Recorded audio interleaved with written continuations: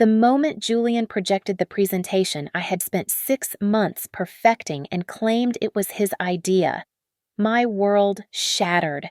He mocked me in front of the entire board, calling me unstable. I stood frozen amidst their cruel laughter until a warm hand touched my shoulder. A deep voice pulled me from hell, saying, "Let's get out of here. This place doesn't deserve you." That was the beginning of the end for my husband's fake empire. My name is Alara Vance. I smoothed the lapels of my charcoal blazer as I stepped off the elevator onto the 40th floor of Meridian Dynamics. The glass walls of the boardroom loomed ahead like the entrance to an execution chamber, though I did not know it yet. I was 32 years old, the creative director of this company, and I carried the weight of Project Helios in my briefcase. This project was my soul poured into code and design for 6 agonizing months. I felt invincible, armed with data and passion. Julian met me at the door. My husband. The vice president. He looked impeccable in his navy suit, the very image of corporate success. He squeezed my hand, a gesture that usually grounded me, but today his skin felt dry and cool.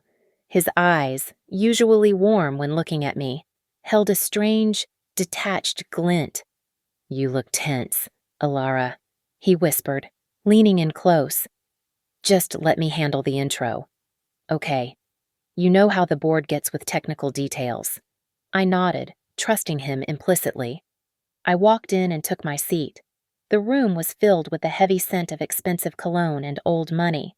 The board members, 12 men who had controlled this industry for 40 years, barely looked up from their tablets. Julian stood at the head of the table. He tapped the remote. The screen descended, and the projector hummed to life. The title slide for Project Helios appeared in high definition. My breath hitched in my throat. Beneath the bold, stylized logo I had sketched on napkins at 3 a.m, the byline read, "Conceptualized and led by Julian Vance." My name was nowhere. I blinked, sure it was a mistake. I stood up, my chair scraping loudly against the floor. "Julian, there is a typo on the slide. That says—" He did not let me finish. He did not even look surprised. He turned to me with a look of practiced, weary patience that made my blood run cold. "Alara, honey, please sit down," he said, his voice dripping with a condescending sweetness that made me want to retch. He looked at the chairman. "I apologize, gentlemen. My wife has been unstable lately. Her stress levels are unmanageable, and she has started to become confused about ownership. She hoards work that isn't hers." The silence in the room was absolute. I felt the blood drain from my face. "What are you talking about?" "I wrote the code. I designed the interface. You watched me do it. You brought me coffee while I worked." Julian sighed, a theatrical sound that echoed in the silent room. "See, this is what I was afraid of. She calls it her code. She has been delusional for weeks now." I looked around the table, desperate for an ally. I looked at Mr. Henderson, who had praised my preliminary sketches 2 months ago. He looked away, embarrassed. They all looked at me like I was a broken thing, a hysterical woman, a liability. They saw a wife who couldn't handle the pressure, not the creative genius who had built their flagship product. I had to rework the entire back end last night because her original drafts were incoherent. Julian lied smoothly, turning back to the screen. "I salvaged what I could, but the architecture is mine. It was the only way to save the launch. I tried to protect her, but she is clearly unwell." My lungs burned. The room was spinning. He was taking my life's work, twisting it, and using my own vulnerability the nights I confided in him about my anxiety as a weapon to slit my throat in public. I tried to speak, to scream that he was a liar, but my throat closed up. No sound came out. I was drowning in plain sight, suffocated by the air conditioning and the weight of their judgment. I grabbed my portfolio, my hands shaking so hard I nearly dropped it. I had to get out. I had to leave before I shattered completely. "Sit down, Alara," Julian snapped, his voice suddenly sharp. before softening back into that sickening fake concern. Actually, no. You know what, you should go home. Take your pills. Stop making a scene at my company. My company. He called it his company. The humiliation was physical. It felt like a knife twisting in my gut. I turned toward the heavy glass doors, my vision blurred with hot, angry tears I refused to let fall. I reached for the handle, but before I could touch the cold metal, the double doors swung open with a force that made the air pressure in the room drop. Every head turned. The suffocating tension broke, replaced instantly by a wave of shock. A stranger stood in the doorway, and the energy in the room shifted from my humiliation to his undeniable power. The silence that followed the opening of the doors was heavier than the insults my husband had just hurled at me. Standing there was Damon Kincaid. Even in the haze of my humiliation, I recognized him. He was the CEO of Vanguard Corp., Meridian's fiercest rival, and a man known in the industry as a shark who swallowed smaller fish without chewing. Rumors of a secret merger had been circulating for months, but seeing him here, in the flesh, was like seeing a ghost materialize. He did not look at the stunned board members. He did not acknowledge Julian, who had frozen mid-gesture with his mouth hanging open like a fish on a hook. Damon Kincaid walked straight toward me. His strides were long and purposeful, eating up the distance between the door and my corner of hell in seconds. I shrank back against the cold leather of my chair.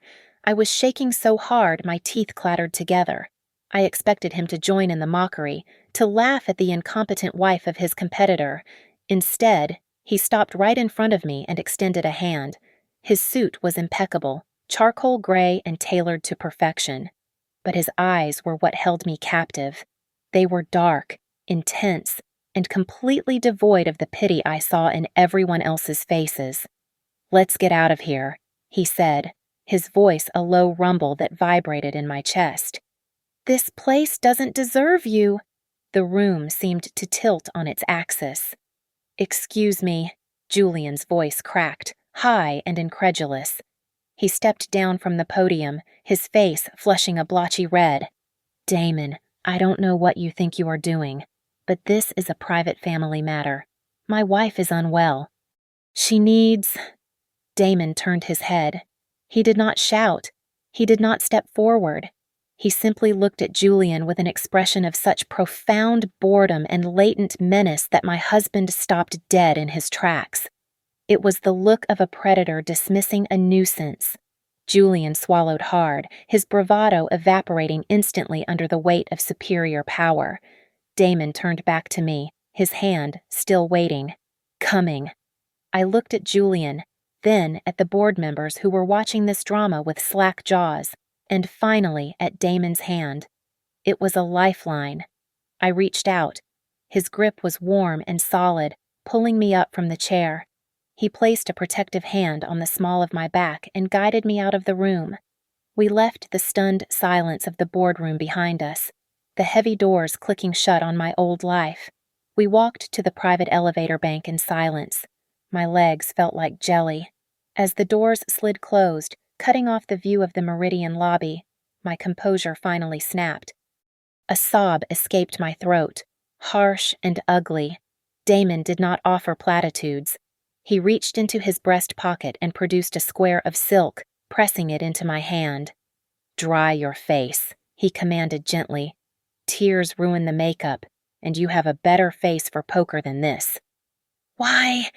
I gasped, dabbing at my eyes, fighting for breath. "Why did you help me? You don't even know me." "I know you better than you think," Damon said, looking up at the floor indicator as the numbers ticked down. "Last week, an email came into the Vanguard General Inquiries inbox. It was an attachment for Project Helios, a robust draft. It was sent from a personal server, likely a mistake on your part when you were working late. I read the metadata. Ilara. I checked the timestamps. I checked the author logs." He finally looked at me, his gaze piercing. "I know Julian didn't write a single line of that code. I know it was you." The elevator dinged, opening into the private garage. I stood there, stunned. He knew. The enemy knew the truth that my own husband had buried. "Come," he said. A sleek black limousine was waiting. The driver held the door open. I slid in, dazed. The interior smelled of leather and possibilities. Damon sat across from me and slid a heavy, cream-colored business card across the small table between us. "I am not offering you a job," he said, his voice flat and businesslike. "I am offering you a weapon. Julian thinks he has won. He thinks he has erased you. I am giving you a chance to remind him that ink is harder to erase than he thinks." The car stopped in front of a quiet, nondescript coffee shop in Tribeca. It was far enough from the financial district that no one would recognize me. "Take the day," Damon said as the door opened. He didn't wait for an answer. He looked me dead in the eye, and for the first time, a small, dangerous smile touched his lips. "And Alara, don't cry because of the man who sold you out." "Make him cry because he sold you too cheap." I stepped out onto the sidewalk. The limousine pulled away, disappearing into the traffic of New York. I stood there for a long time, clutching the card in one hand and the silk handkerchief in the other. The wind was cold, but the chill inside me was different now. It wasn't fear anymore. It was clarity. I wiped the last tear from my cheek. I was not going home to hide. I was not going to be the crazy wife. Julian wanted a villain, I would give him a monster. I sat in the corner of the coffee shop, stirring a cup of tea that had long since gone cold. The steam had vanished, just like the illusion of my perfect marriage. My mind drifted back to 5 years ago, to a time when Julian and I were the golden couple of the New York marketing world. We met at an art exhibition in Soho, surrounded by abstract sculptures and cheap wine. I was hiding in the corner, analyzing the terrible lighting design, while Julian was in the center of the room, charming a group of investors with nothing but a smile and a half-baked theory about consumer engagement. He was the face, and I was the brain. It seemed like the perfect equation at the time. Julian was a salesperson at heart charismatic, handsome, but lacking the technical vision to actually build the things he sold. I was the opposite. I could design complex algorithms and stunning visual interfaces in my sleep, but the thought of small talk made my palms sweat. We fit together like two jagged pieces of a puzzle. I remembered the nights in our tiny, drafty apartment in Brooklyn. We would sit on the floor, surrounded by takeout boxes of cold pizza, working until 3 in the morning. I would be coding furiously on my laptop while he massaged my shoulders, whispering dreams of a house in the Hamptons and a life of luxury. "We are a team, Alara," he would say, kissing the top of my head. "You and me. Against the whole damn world." I believed him. I believed him so much that I did not see the trap being laid. It started slowly. A small project here, a pitch deck there. Julian would come home with a furrowed brow, looking stressed about a promotion he was chasing. "Alara, baby, would you mind if I put my name on this one?" he asked one night, holding a portfolio I had spent 2 weeks perfecting. "You know how the board is. They are old-fashioned. They respect a man who takes charge. It is just for optics. Once I get the VP spot, I will make sure everyone knows it was you, I promise." I let him do it. I let him take the credit because I thought we were building a future together. I thought his success was our success. But as soon as we moved into the penthouse in Manhattan, the dynamic shifted. The partnership dissolved into a hierarchy. Julian started criticizing my appearance. He would look at my comfortable sweaters with disdain. "You are not actually going to wear that to the gala, are you?" he would sneer, adjusting his silk tie. "It is a bit dowdy. Maybe you should just stay home tonight. You look tired anyway. Let me handle the social stuff." Then came Sienna. She was his new executive assistant, 24 years old, fresh out of college, and hungry. She had a way of looking at me when I visited Julian's office, a look that was not respectful but predatory. It was a smirk that said she knew something I did not. She would linger too long at his desk, her hand brushing his arm as she handed him documents. "She is just ambitious, Ilara," Julian would say dismissively when I brought it up. Stop being so insecure. It is unattractive. The late nights at the office became frequent. Then came the business trips to London and Tokyo. When his phone rang at midnight, he would silence it quickly, claiming it was clients in a different time zone. I swallowed my doubts. I convinced myself I was being paranoid. I told myself that a man who held me while I cried about my anxiety could never betray me. Sitting in that coffee shop, watching the strangers pass by on the street, the realization hit me with the force of a physical blow. I had not just been a supportive wife. I had been a resource. I had been a battery that Julian drained to power his own ascent. I had protected our love, but I had failed to protect my mind, my work, and my dignity. No more, I whispered to the empty chair across from me. No more. I took a sip of the cold tea. It was bitter, but for the first time in years, I was wide awake. I returned to the penthouse, and the silence of the apartment felt heavy, like the air before a thunderstorm. I did not confront Julian when he stumbled in an hour later. He reeked of expensive scotch and the arrogance of a man who thought he had just won the world. I played the role he had written for me. I acted the part of the broken, medicated doll.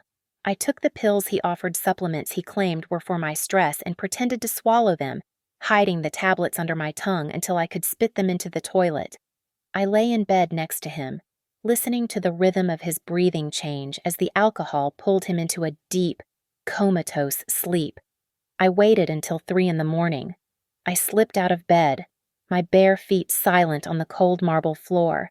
I moved like a ghost through the hallway to his home office. Julian always mocked my hobbies, calling my coding projects cute little puzzles, forgetting that before I was a creative director, I was a back-end developer who could navigate a server architecture blindfolded. He thought his laptop was secure because it had biometric locks, but he was lazy. He had never updated the fail-safe password protocol. I sat in his leather chair and cracked his password in less than 2 minutes. It was pathetic, his birthday followed by the year he bought his first Porsche. I did not look for simple emails or text messages. I went straight for the hidden partitions. I found a folder buried deep within the system architecture labeled System Config, but the file size was massive.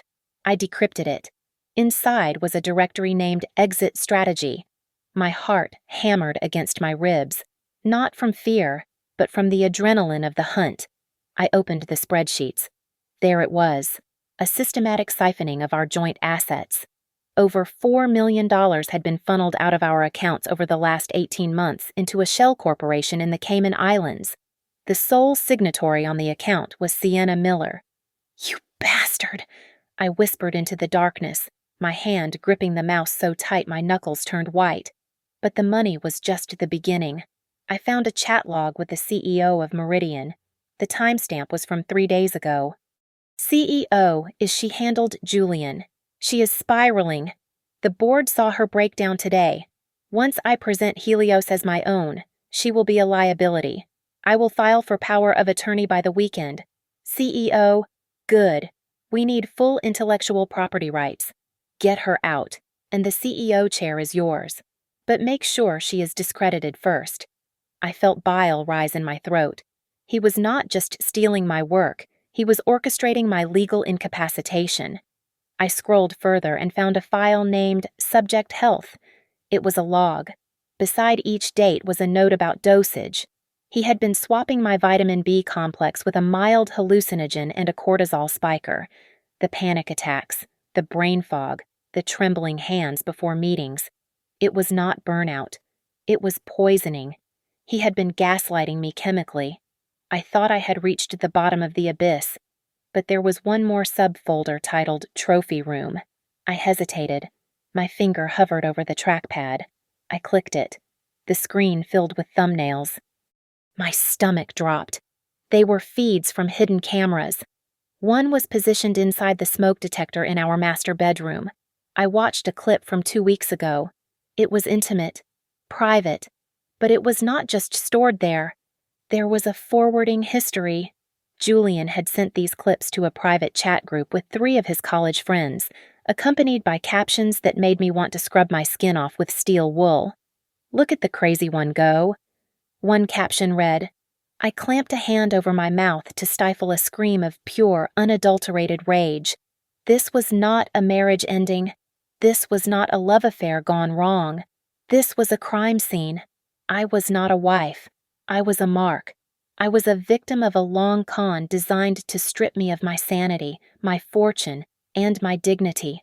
My hands, which had been trembling, suddenly went still, cold, precise. I reached for the silver locket around my neck. It looked like a sentimental heirloom, a gift from my grandmother, but inside was a micro SD card slot, a prototype for wearable tech I had designed years ago. I plugged it into the side of the laptop. I initiated the transfer. Every bank statement, every chat log, every humiliating video. I took it all. The progress bar crawled across the screen. 90%, 95, 100. I ejected the drive and clasped the locket back around my neck. It felt heavy now, weighted with the destruction of Julian Vance. I wiped the access logs, shut down the computer, and stood up in the darkness. The woman who had walked into this room was a confused victim. The woman walking out was a witness, a prosecutor, and an executioner. The next morning, I was up at 5. I prepared a breakfast worthy of a magazine spread fluffy pancakes, fresh berries, and the dark roast coffee Julian preferred. I dressed in a soft, pale pink cardigan, looking every inch the fragile, repentant wife.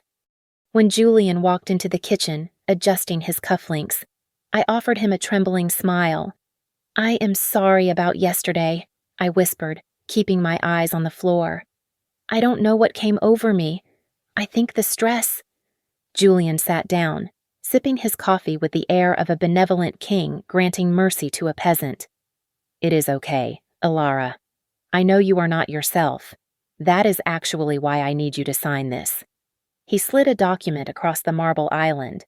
It was a power of attorney form, granting him full control over my personal assets and intellectual property rights. It is just to take the burden off your shoulders, he said, his voice smooth like oil. You need to focus on healing. Let me handle the heavy lifting. Just sign here, and you can go back to bed. I reached into my pocket and pulled out my favorite fountain pen. You are right.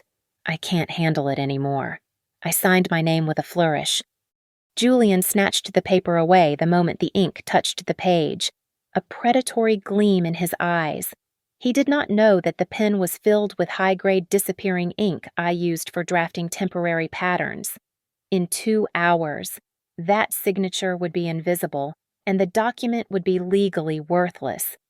Good girl, he said, patting my cheek. Now, rest. As soon as he left for the office, the fragile wife vanished. I changed into a trench coat and sunglasses and headed to a private wine cellar in the West Village. Damon Kincaid was waiting for me in a dimly lit booth. He looked out of place among the dusty bottles, too sharp, too modern. I slid the encrypted hard drive across the table. It is all there, I said. The original source code for Helios, the chat logs proving the conspiracy with your rival CEO, and the bank transfers to the Cayman Islands. Damon plugged it into his tablet. His eyes scanned the data, widening slightly. Alara, this is explosive. We can file an injunction tomorrow. We can sue Meridian for copyright infringement and fraud. Julian will spend the next 10 years in court. No, I said, my voice cold. A lawsuit is too clean. Lawyers, settlements, non-disclosure agreements. He will find a way to spin it. He will play the victim. Then what do you want? Damon asked, leaning back. The Meridian 50th anniversary gala is this Saturday, I said. He is being announced as the new CEO. It will be live-streamed to investors globally. I don't want to sue him. Damon, I want to destroy him.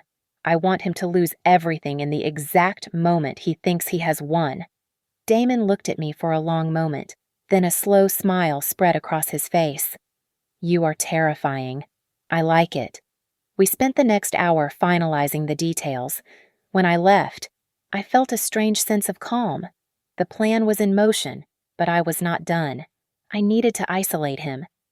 I went to an internet cafe and used a burner laptop to access the back end of Sienna's phone. Julian had been careless with his passwords, and by extension, hers were easy to guess.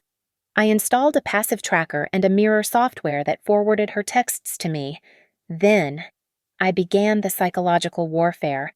I used the supplementary credit card Julian thought I was too anxious to use. I logged onto a luxury personal shopper site and ordered a vintage Chanel handbag. I had it addressed to Sienna's apartment with overnight shipping. The note attached was cruel in its simplicity. "Thank you for your service. Enjoy the gift. Best of luck in your next chapter. J." It was the classic kiss-off gift rich men gave their mistresses when they were done playing. Sienna would receive it tomorrow. She would think Julian was dumping her now that he had the CEO position secured. She would panic. She would get jealous. And a jealous, paranoid mistress was a loose cannon that Julian would not see coming. I sat back in the chair, watching the order confirmation screen. The game had changed. I was no longer the prey running through the woods. I was the hunter, and the trap was set. 3 days before the gala, Julian took me to a boutique on Fifth Avenue. He did not ask what I wanted to wear. He selected a dress for me, holding it up against my body with a critical eye. It was a shapeless, high-necked gown in a dull shade of slate gray. It was the kind of dress designed to make a woman disappear into the background, to be nothing more than a shadow to her husband's light. "This is perfect," Julian declared, nodding to the sales assistant. "It is modest. It makes you look stable. We don't want you drawing attention to yourself after your little episode at the office. Do we?" I stared at myself in the mirror. The gray fabric made me look like a ghost. "It is lovely, Julian. Thank you for taking care of me." While he was paying, his phone buzzed on the counter. He glanced at it and smirked, quickly typing a reply. I stood right behind him, looking over his shoulder. It was Sienna. She had sent a photo of herself in sheer lingerie with the caption, "Can't wait to celebrate your coronation. Mr. CEO." My stomach churned, but I forced a smile when he turned around. The real preparation, however, was happening in the shadows. I reached out to Mike, the former head of audiovisual at Meridian. Julian had fired him 6 months ago to cut costs, replacing him with a cheap automated system. Mike still had backdoor access to the venue's lighting grid, and he was more than happy to help me. "Just give me the signal," Mike had told me over a burner phone. "I will make sure the spotlight hits exactly where you want it." The most dangerous part of my plan was the file swap. I waited until Julian was in the shower. I accessed the cloud server for the event management team. There, sitting at the top of the folder, was CEO Keynote Final V2. I deleted it. Then, I uploaded my own file, identical in name and size, but vastly different in content. My hands were steady, but my heart was hammering against my ribs like a trapped bird. I had just closed the laptop when Julian walked out, a towel wrapped around his waist. He paused, narrowing his eyes at me. The air in the room suddenly felt very thin. "You are awfully quiet these days, Ilara," he said, walking slowly toward me. "It is unnerving. You usually panic before big events." "I am just taking my medication," I said softly, clasping my hands in my lap. "Like you told me to. Are you?" He reached out and snatched my phone from the bedside table. "Who are you talking to?" I froze. If he saw the messages from Mike or Damon, I was dead, but I had anticipated this. I had been carrying a decoy phone for 2 days, an old model identical to my current one, but logged into a dummy account. Julian scrolled through it. He found nothing but a yoga app, a few recipes for gluten-free bread, and reminders to take my pills. He tossed the phone back onto the bed, looking almost disappointed that he couldn't catch me. "Good," he muttered. "Keep it that way." The final test of my patience came at a pre-gala brunch the next day. I went to the ladies' room and found Sienna touching up her makeup. She saw me in the mirror and didn't even flinch. She applied a coat of bright red lipstick, smacking her lips together. "You look tired, Ilara." she said, her voice dripping with fake sympathy. Maybe you should skip the party tomorrow. Julian is going to be the star. You would only drag him down. I washed my hands, taking my time. I dried them on a paper towel and looked her dead in the eye. Enjoy it, darling, I said, my voice low and smooth. Enjoy the gifts. Enjoy the attention. Time is a very finite resource. Sienna frowned, clearly confused by my lack of anger, but I was already walking out the door. That afternoon, my real phone vibrated in my pocket. It was a message from Damon. Everything is set. The top 10 shareholders just received a courier package containing the preliminary evidence. They have been instructed to open it only when the keynote begins, the night before the gala. I could not bear to sleep in the same bed as Julian. I told him I had a migraine and went to the guest sofa. I lay there in the dark, staring at the ceiling, listening to the city of New York breathe outside. I felt a strange sense of detachment. The Alara who loved Julian was gone. The Alara who feared him was dead. What remained was cold, hard, and ready. Before I slept, I went down to the garage. I opened the trunk of my car and checked the hidden compartment. The gray dress Julian bought me was hanging in the closet upstairs. But here, folded carefully in a garment bag, was my armor. It was a blood-red gown, silk and chiffon, designed to move like fire. It was cut low and dangerous. I had made it myself. Tomorrow, I would not be the gray ghost. I would be the flame that burned the whole house down. The grand ballroom of the Plaza Hotel was a suffocating cage of gold leaf and crystal chandeliers. The air was thick with the scent of expensive lilies and the even more overpowering stench of old money. It was the 50th anniversary of Meridian Dynamics, and half of the financial elite of New York had gathered to witness Julian's coronation. I walked beside him, a ghost in the shapeless gray chiffon dress he had chosen for me. His hand was clamped around my upper arm, his fingers digging into my flesh with a possessiveness that looked like affection to the cameras, but felt like a threat to me. "Smile, Ilara," he hissed through his teeth, leaning in to kiss my cheek for the photographers. "Try not to look so medicated." I offered a weak, trembling smile to the flashing lights. "I am trying, Julian. It is just so loud." Sienna was holding court near the champagne fountain. She wore a backless emerald green gown that screamed for attention. When her eyes met Julian's across the room, she raised her glass in a silent toast, her lips curling into a smug, knowing smile. She thought she had won. She thought the gray mouse by Julian's side was on her way to a sanatorium, leaving the throne open for her. A sudden hush fell over the room near the entrance. The crowd parted like the Red Sea. Damon Kincaid had arrived. He moved through the room with the lethal grace of a panther. He was not supposed to be here.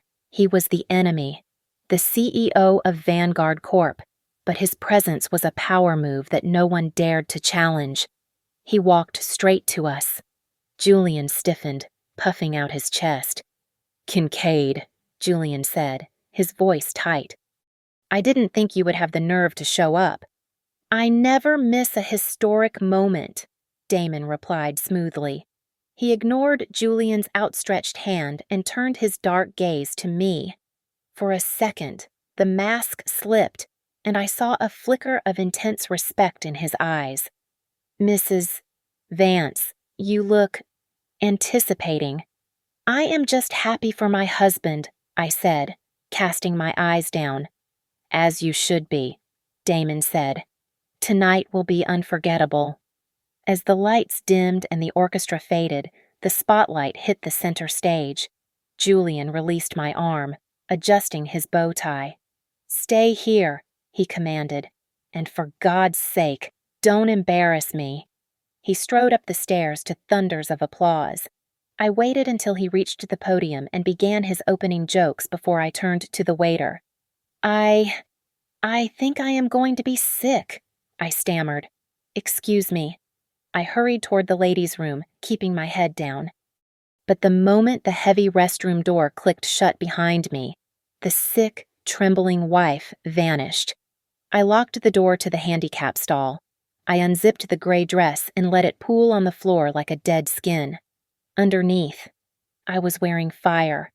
The dress I had designed and sewn in secret was a deep, blood-red silk that hugged every curve of my body before cascading to the floor in a dramatic train. It had a plunging neckline and a slit that went up to my thigh. I pulled the pins from my hair, letting the waves tumble down my back. I applied a coat of crimson lipstick, sharp enough to cut. I looked in the mirror. Ilara the victim was gone. Ilara the avenger stared back. I did not return to the table. I moved through the service corridors, my heels silent on the carpet. I reached the technical booth in the wings of the stage. Mike, the lighting director Julian had fired and I had secretly rehired for one night, was waiting. He saw me and gave a grim nod. He handed me a wireless microphone. On stage, Julian was reaching his crescendo. He looked out at the sea of faces, his face glowing with narcissism. "When I started this journey," Julian said, his voice booming with practiced emotion, "I knew that true leadership meant innovation. It meant doing the hard work when no one was watching. Project Helios is not just a software. It is the culmination of my sleepless nights. It is my soul. It is the only brainchild I have ever." I stepped out from the darkness of the wings. Mike hit the controls. The spotlight on Julian abruptly cut out, plunging him into shadow. Simultaneously, a brilliant, blinding beam of white light slammed onto me. The room gasped. It was a collective intake of breath that sucked the air out of the ballroom. I walked to the center of the stage, the red dress flowing around me like liquid danger. I raised the microphone to my lips. "Really, Julian?" My voice rang out, clear and steady, amplified through every speaker in the hall. "Is that true? Is it your brainchild? Or is it the child you kidnapped?" My voice echoed off the vaulted ceilings, sharp as a guillotine blade. Julian's face drained of color, turning the shade of old parchment. He gripped the podium, his knuckles white. "What the hell are you doing?" he hissed into his microphone, the sound of his panic amplified for everyone to hear. He looked frantically toward the wings.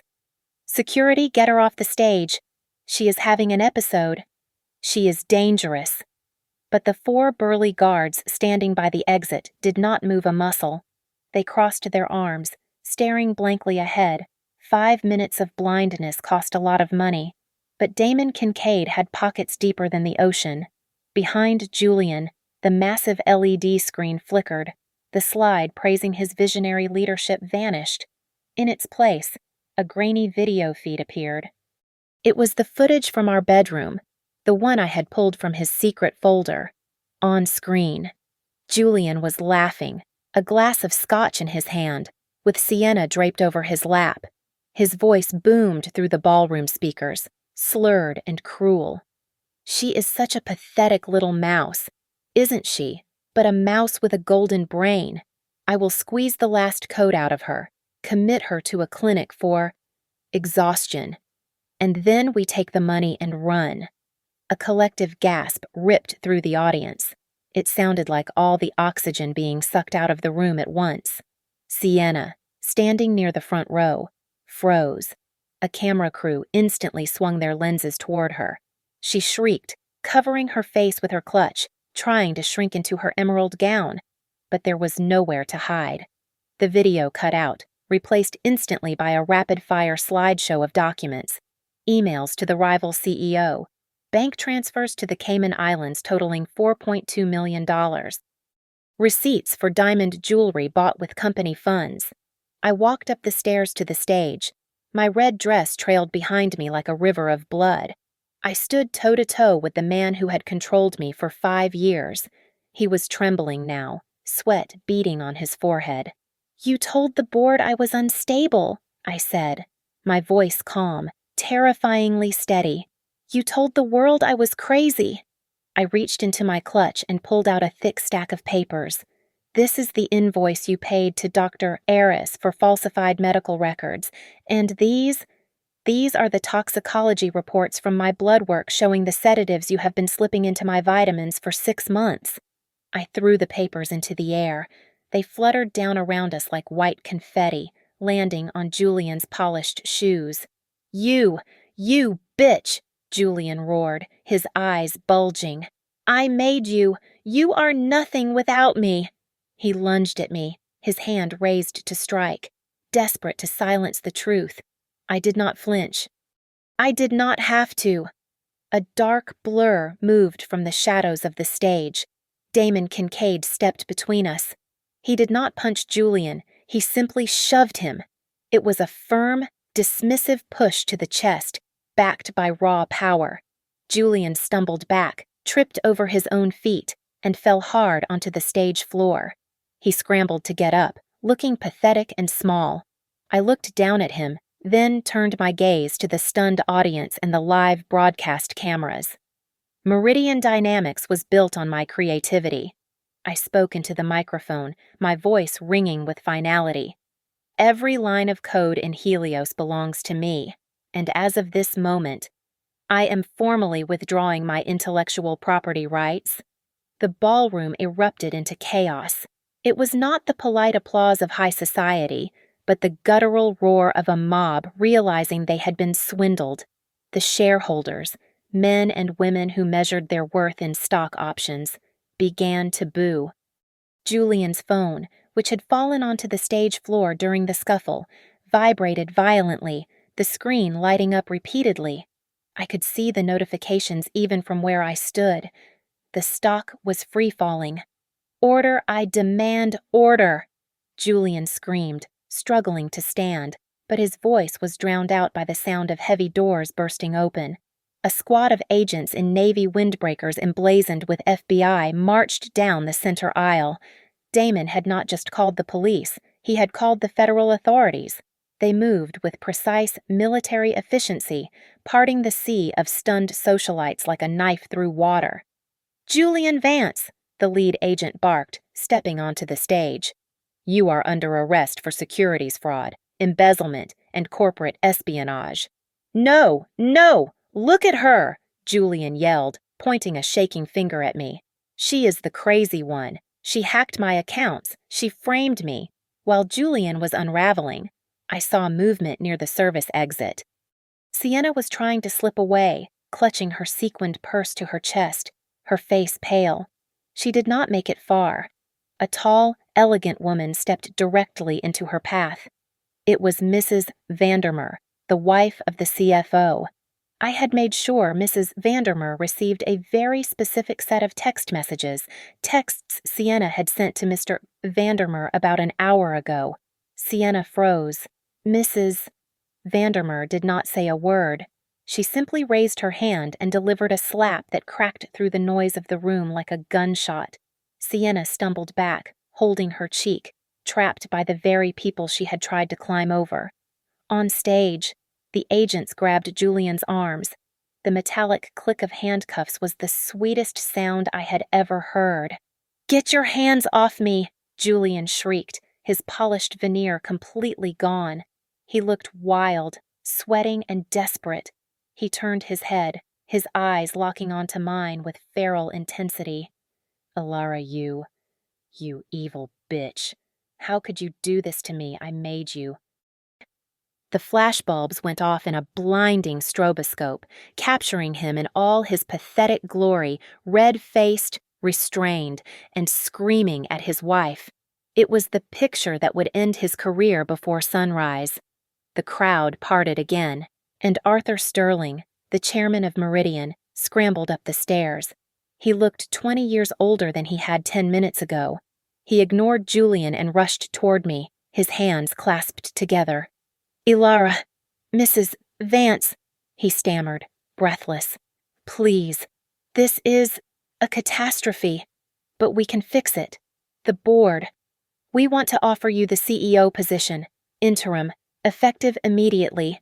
You can stabilize the stock. You are the face of Helios. Come back. Save the company. I looked at the old man. I looked at the board members standing behind him, the same men who had laughed when Julian called me unstable. "Save it," I asked, my voice calm. "Why would I do that? You knew. Arthur. You saw the change in the slide decks. You saw the coding signatures. You knew he was stealing my work, but you looked the other way because a charismatic man in a suit made you feel safer than a quiet woman." "Ilara, please. Think of the employees," Arthur pleaded. I smiled, shaking my head slowly. "You should have thought of them when you let a thief run your ship. You knew he was stealing from me, but you did nothing because of profit. You deserve this collapse. Burn with it." I turned my back on them. I walked down the stairs, the train of my red dress following me like the wake of a ship leaving a disaster zone. The reporters surged forward, a wall of shouting mouths and cameras. "Mrs. Vance, did you plan this? Mrs. Vance, are you filing for divorce?" I didn't have to push through them. A large, warm hand settled on my shoulder. Damon Kincaid was there, moving beside me, using his broad shoulders to create a barrier between me and the vultures. "Back off," Damon growled at a photographer who got too close. "Give her room." As we neared the exit, the agents were dragging Julian out. Our paths crossed one last time. The police paused for a second to navigate the revolving doors. Julian looked at me. His face was pressed against the glass, distorted and ugly. His eyes were filled with a pure, toxic hatred that would have terrified the old Ilara. I looked back at him. I waited for the fear, or the sadness, or even a flicker of regret. But there was nothing, just a cold, clean emptiness. I was not looking at my husband. I was looking at a stranger I had finally evicted from my life. I stepped out into the cool night air, leaving the heat of the fire behind me. We walked out of the Plaza Hotel and into the biting cold of the New York night. The air was sharp and clean, scrubbing the scent of Julian's cologne and the stench of his expensive lies from my lungs. I took a deep breath, feeling the oxygen rush into my blood. Behind us, the chaos of the ballroom was fading into a dull roar, but out here, under the city lights, the world felt vast and silent. Damon walked beside me, his stride matching mine. He did not try to steer me or guide me, he simply walked with me. When we reached the curb, he stopped and pulled a slim, leather-bound portfolio from inside his tuxedo jacket. "Here," Damon said, offering it to me. "This is a draft for articles of incorporation, a new firm. Vanguard Corp puts up the capital as a silent angel investor, but you retain 51% of the equity. You have total creative control. No board of directors to answer to. Just you." I took the folder. The leather felt cool under my fingers. I looked at the papers, then up at Damon. His eyes were dark and serious. For 5 years, Julian had looked at me and seen an asset to be exploited, a battery to be drained until it was empty. Damon looked at me and saw a force of nature. He did not want to own me. He wanted to amplify me. I reached into my clutch and pulled out a folded piece of paper. It was the original power of attorney document Julian had tried to make me sign that morning. I had swapped the disappearing ink version for the real one before I left the penthouse, just to have the satisfaction of destroying it properly. I tore the thick paper down the middle. Then I tore it again, and again, until it was nothing but confetti. I walked over to a metal trash can on the corner and let the pieces flutter down into the darkness. "Thank you, Damon," I said, turning back to him.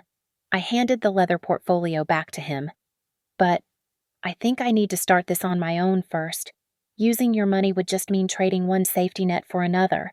I need to know that I can build the net myself." Damon looked at the returned portfolio, then at me. A slow, genuine smile spread across his face. It was not the smile of a predator, but of a man who had finally found his equal. "I understand," he said, tucking the folder away. "I will wait. A worthy opponent is always more interesting than a partner anyway." "Be careful, Damon," I replied, a playful edge returning to my voice. "I might just put Vanguard out of business." "I look forward to watching you try," he said, dipping his head in a respectful bow. I raised my hand and hailed a yellow taxi. When it pulled up, I did not give the driver the address of the penthouse on the Upper East Side. I gave him the name of a small boutique hotel in Chelsea. I was going there with one suitcase in the trunk and a bank account that I would have to rebuild from zero, but my dignity was intact. As the taxi merged into the traffic, I looked out the window. We passed through Times Square, the neon lights blazing like a synthetic sun. On the massive curved screen of the NASDAQ building, the breaking news ticker was already running. Breaking Meridian Dynamics, CEO arrested at gala, stock plummets. Ex-wife Ilara Vance, hailed as unsung genius behind Helios. I watched the words scroll by. I smiled. It was the first real smile I had worn in 5 years. It reached my eyes. It reached my soul. I pulled my phone from my purse. I opened my contacts list. I found Julian's number and hit block. Then I found his mother's number and blocked that too. I went to my own profile settings. I deleted the bio that read Wife of Julian Vance. My fingers tapped the screen, typing out my new reality. Ilara Vance, CEO. The taxi sped up, weaving through the rivers of red taillights. I was not looking back at the wreckage I had caused. I was looking forward, ready to build an empire of my own design, where the only name on the door would be mine. Thank you so much for listening to my story. Please comment below where you are listening from. I would love to connect with you all. Don't forget to subscribe to Lily Revenge Stories, like this video, and smash that hype button so this story can reach even more people who need to hear it.